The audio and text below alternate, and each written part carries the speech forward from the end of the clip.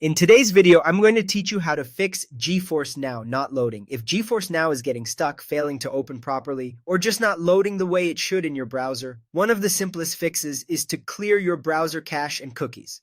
Over time, browsers save temporary files and website data to help pages load faster, but sometimes that stored data becomes outdated or corrupted.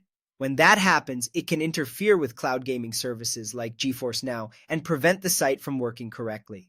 To get started, open the Settings menu in the browser you use for GeForce Now.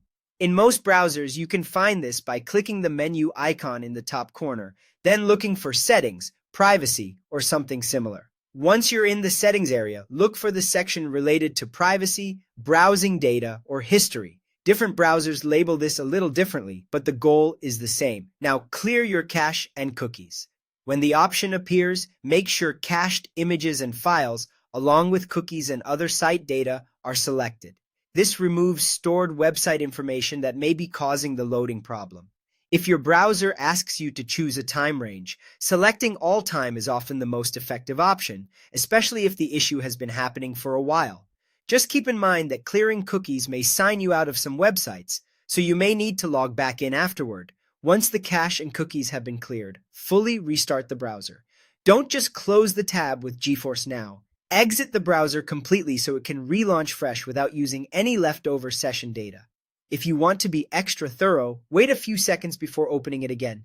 After that, reopen your browser and go back to GeForce Now.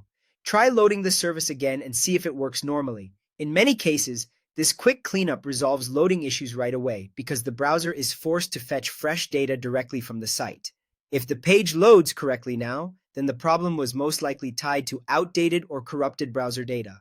This is a very common fix for web-based services, and it's a good first step anytime a site suddenly stops behaving as expected.